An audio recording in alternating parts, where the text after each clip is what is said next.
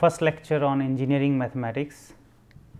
I am Jitendra Kumar from the Department of Mathematics, and today we will be discussing the Rolle's theorem from differential calculus of variable 1. So, these are the topics we will be covering today. So, starting with the Rolle's theorem, and since it is a very fundamental theorem, so we will also go through the detailed proof, because this will be used for various other results in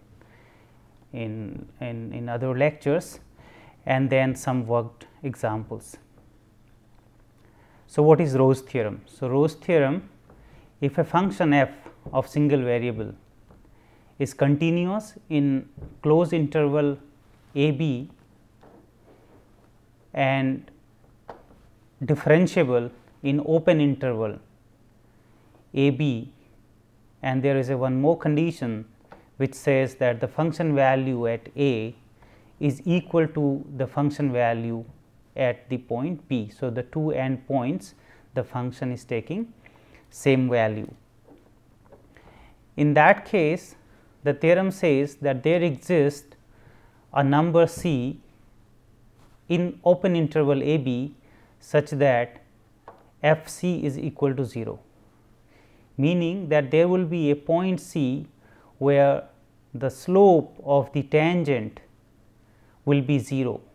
So, if we go through the geometrical interpretation, so let us consider this is the function which is plotted in this x axis and the y axis here. So, this is the point at a. So, the function value at this point a is here, and the same value the function is taking at b.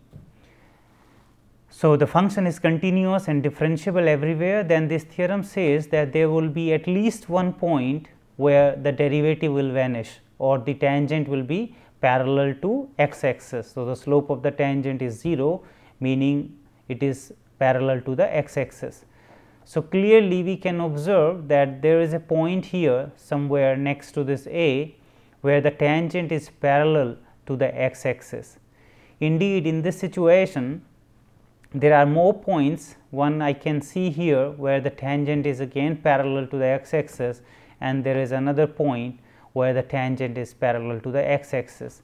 But the theorem says that there will be at least one point where the tangent will be parallel to the x axis. So, in this particular situation we are getting more than one point where the tangent is parallel to the x axis.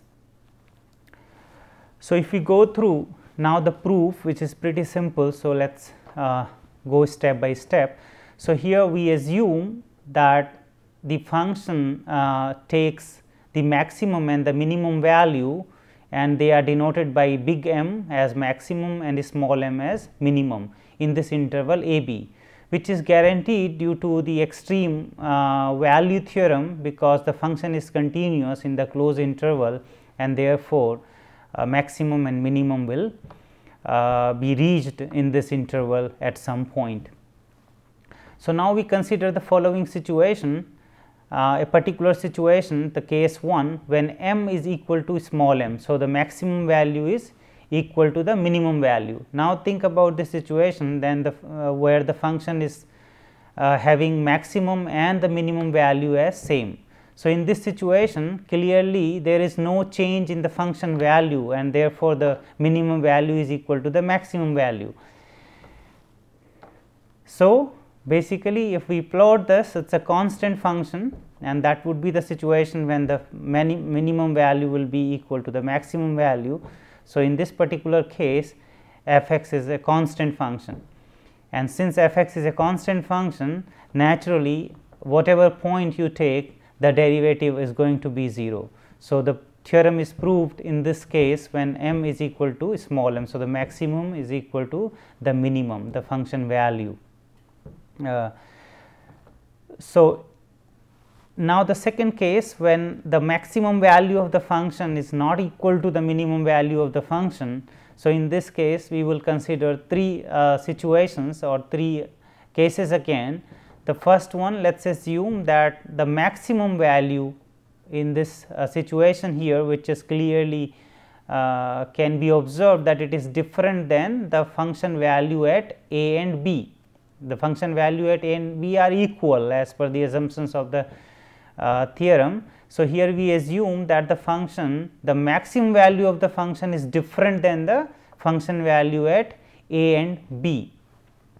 The second case, when we take the minimum value is different than the function value at a and b, and the third situation that for some functions both may be different. So, in this case the minimum or rather I would say the local minimum in each case or local maximum. So, which is here, and this is different than the equal values at a and b, and here as well the local, these two local maxima are also different than the equal value at a and b. So, both are different in this case.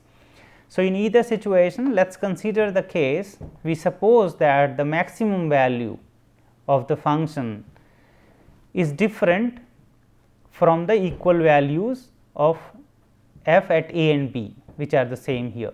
So, the m is different, the big M, the maximum is different. Similarly, we will consider later on, if m is not different, then the small m should be different, at least one of them will be different, because m is not equal to small m.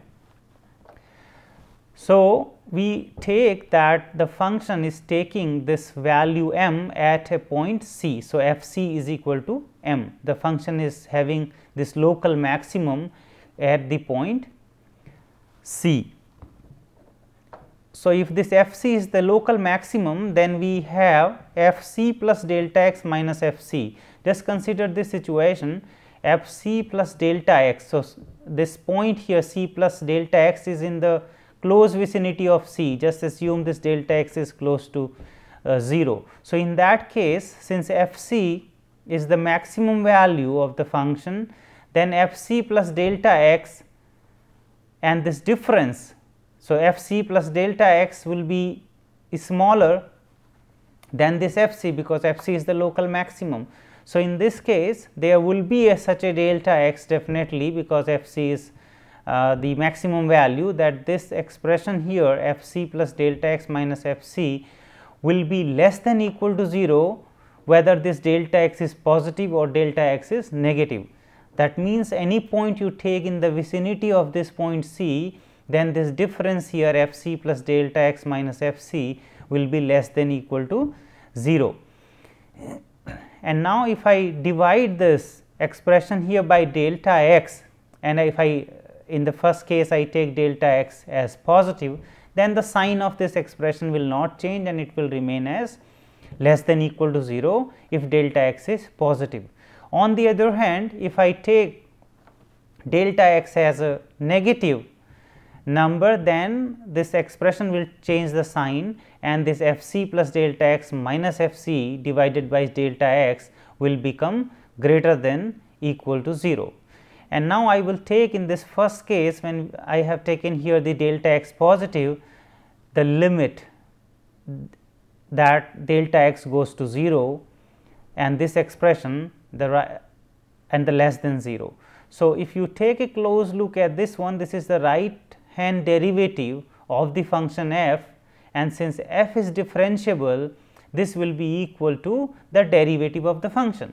So, we have here this inequality that the derivative will be less than equal to 0 in this situation. On the other hand, when you divide this by delta x, which is negative, and take the limit, again the same similar case here, since the function is differentiable, that left derivative will be also positive, because this inequality is greater than equal to 0. So, in this case we got f prime c is equal to 0, whereas there we have f prime c less than equal to 0. So, out of these two, we conclude that the f prime c has to be 0, because it cannot be less than equal to 0 or greater than equal to 0 at the same time. So, the only possibility is that f prime c has to be 0. So, in this way we have proved this, that there is a point in this interval c, in the open interval c, where the derivative vanishes. There are few remarks which are of great importance. So, here the hypotheses of the Roche theorem are sufficient but not necessary for the conclusion. What do we mean by this? So, what we have seen that this continuity of the function in the closed interval a b and the differentiability in the open interval a b, and there was a third condition that f a is equal to f b. So, if these three conditions are satisfied, then there will exist a point c where the derivative will vanish. So, these conditions are sufficient, meaning that these conditions here, all these three conditions implies that f prime c is equal to 0, but not the other way around, that f prime c is equal to 0 does not imply that the function will be continuous, differentiable, and will take these equal values at some points as a and b. So, in other words, if all these hypotheses, these three hypotheses are met, then the conclusion is guaranteed. Conclusion means the f prime c is 0, that is guaranteed. However, if the hypotheses are not met, then you may or may not reach the conclusion, which we will see with the help of some examples now. Let us consider this example, f x is equal to x square in the range minus 2 to 1 and 3 x minus 2 in the range 1 to 2. So, this function here, the clearly if we see that the function is continuous, the function value at 1 is here f at 1, which is we can substitute directly, the function is defined until 1. So, f 1 is 1, and then if we take the right limit, so f 1 plus 0, the right limit, so the limit delta x to 0, and this f 1 plus delta x and minus this f at 1 or just the limit. So, we are not going to get the derivative now. So, this just this expression here f 1 plus delta x and delta x goes to 0, and we take here the delta x positive. So, the right limit of this function as delta x goes to 0. So, this will be simply the limit delta x goes to 0, the delta x we are taking as positive here, and then since delta x is positive, 1 plus delta x we will be calculated from this here 3 x minus 2. So, you have the 3 and x means 1 plus delta x the argument and minus 2, and this is nothing but 3 and minus 2 1. So, 1 plus 3 delta x and delta x goes to 0. So, this is 1 and which is equal to the f 1. So, the function is naturally continuous in this case, and if we check the differentiability, that means the right derivative first. So, the f 1 plus 0, the right derivative means the limit delta x goes to 0 and the delta x is positive. So, f 1 plus delta x minus f 1 and divided by delta x, this quotient here. So, in this case the limit delta x goes to 0, the delta x is positive. So, here 1 plus delta x again will be calculated from 3 x minus 2, which we have just done before. So, it was 1 plus 3 delta x was coming and divided by delta x, and then here minus this f 1 is 1. So, this gets cancelled, and then this value here is nothing but 3. So, the right side derivative of this function is 3, whereas the left hand derivative. So, f 1 minus 0, which is a notation, and here the limit, if you compute delta x goes to 0, delta x negative, what will happen to this one? So, here you have the again f 1 plus delta x minus f 1 by delta x, but now this f 1 plus delta x, since delta x is negative, will be computed from x square. So, meaning we have here delta x goes to 0, and this is 1 plus delta x whole square and minus 1 and divided by delta x. So, this 1, when you expand this, there will be 1 plus delta x square plus 2 delta x terms, 1 will get cancelled, and this 2 delta x and divide by delta x will give you 2, and the rest because of the limit will go to 0. So, here the derivative is 2, whereas there the left side derivative is 3 and the right side derivative is 2. So, the function is not differentiable in this case, and we can plot this one, and then again you can see that at this point 1 here the function breaks its differentiability. So, the right side derivative which we have just seen was minus the left side derivative. So, was 2 and the right side was 3. So, there is a point here where the function is not differentiable. But what is interesting in this case, all the hypotheses are not met because the function is not differentiable at this point.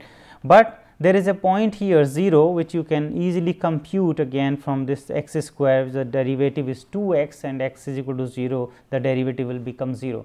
So, here the f prime at 0 is 0. So, the derivative vanishes or the tangent is parallel to the x axis in this case, though the function was not differentiable here. So, exactly what we have said, if the hypotheses are not met, the function may or may not reach the conclusion. So, in this case it is reaching the conclusion, but this is not because of the Rowe's theorem. Another example, if we take that we have f x is equal to x in the range 0 to 1 and 2 minus x in the range 1 to 2. So, again the similar situation, one can easily plot this function, and one clearly sees that at this point 1 the function is not differentiable. And in this case we are not getting any point between this 0 and 1 where the function is taking or the derivative is vanishing. So, in this situation f prime x is not equal to 0 at any point in the given interval. So, we have seen these two examples, the other one was this one, the previous example, where the function was not differentiable, this is also not differentiable, but in one f prime 0 is equal to 0. So, there is a point where the derivative vanishes, whereas in this case the derivative does not vanish at any point in the interval. So, therefore, these conditions, these three hypotheses of the Rowe's theorem are sufficient conditions and they are not the necessary conditions. So, under those conditions it is guaranteed that the function will the derivative of the function will vanish at least at one point in the open interval a b. Another remark, that the continuity condition which we have seen, the continuity in the closed interval for this function is essential. If it is not met, then we may not the theorem may not guarantee the existence of such a c where f prime c will be 0. So, for example, if you look at this function f x is equal to x and then 0 at x is equal to 1. So, what do we see here? The function is continuous and differentiable on 0 1 and also f 0 is equal to f 1. So, this condition is met, differentiability condition is met, but the function is not continuous at 1. We should note that, because the function is x from 0 to 1 and then it is x is equal to 1. So, there is a jump here which we can see. So, at x is equal to 1 the function is taking value as 0 and otherwise it is taking here as x. So, the function is not differentiable at continuous at 1. Otherwise, all other conditions are met in this case of the Rowe's theorem, and then we clearly see the derivative is 1 everywhere here between these two 0 and 1, open interval 0 and 1, and therefore, the f prime x is not equal to 0 at any point in this interval x 0 to 1.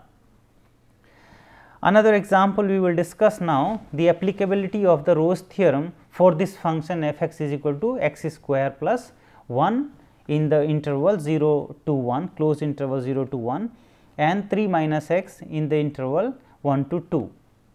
So, again if the continuity is concerned, then the function is continuous because it is taking like f 1 is 2 and if we take the right limit here f 1 plus 0. So, the limit delta x goes to 0 and this f 1 plus delta x will be this is limit delta x goes to 0 and delta x positive, because the right limit we are taking here, and in this case this will be 3 minus 1 plus delta x. That means it is a 2 minus delta x. So, delta x goes to 0, this is 2 and the value is equal to 1. So, the function is continuous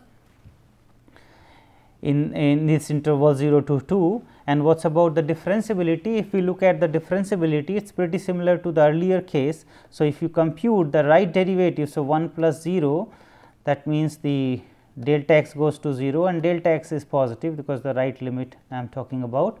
And in this case again you have take the f 1 plus delta x and minus this f 1 divided by delta x. So, limit delta x goes to 0 and f 1 plus delta x. So, f 1 plus delta x we have computed here, this is 2 minus delta x, and minus f 1 is 2 again and divided by delta x. So, this limit will be coming as minus 1, because this will get cancelled and then you will get minus 1 there. So, the right derivative is minus 1 and the left derivative f 1 minus 0, which is limit delta x goes to 0 again with delta x negative. So, in this case f 1 plus delta x will be computed from here. So, 1 plus delta x whole square plus 1 minus f 1 which is 2 divided by delta x. So, delta x goes to 0 and here you will get 1 plus delta x square and 2 delta x. So, 1 plus delta x square 2 delta x plus 1 minus 2. So, this will cancel out and then here also. So, you will get and this power. So, delta x goes to 0, this will be coming as 2. So, in this case the left derivative is 2 and the right derivative is minus 1. So, the function is not differentiable at the point 1. So, the Rowe's theorem is not applicable in this case. And if we take a look here at this plot, then you can again see that at 1 here the function is not differentiable, which we have just seen. So, moving further, this is another example which says that using Rowe's theorem show that the equation this x power 13 plus 7 x power 3 minus 5 is equal to 0 has exactly one real root in 0 1 in the closed interval 0 1. So, this is another kind of application which where we can use the Rowe's theorem to show that this equation has exactly one real root. So, if we move further, suppose that this f x, this function here x power 13 plus 7 x minus 5 has more than one real root in 0 1. So, we assume that this function f x has more than one real root. So, if it has more than real root, then we can take any two roots, let us say alpha and beta. So, we have taken two roots, and since these alpha and beta are the roots, so f alpha will be 0 and that will be also equal to f beta. So, alpha and beta both are roots, so the function will be 0 at alpha and as well as at beta. So, here we just for the convenience we have assumed that alpha is smaller than beta, and naturally these two will fall between 0 and 1, because 0 and 1 is not the root of the equation, which clearly we can see there. So, these alpha beta, these two roots, because we have assumed that this function has more than two roots. So, these alpha and beta will be between between 0 and 1. So, both are the positive number here, alpha and beta, and less than 1.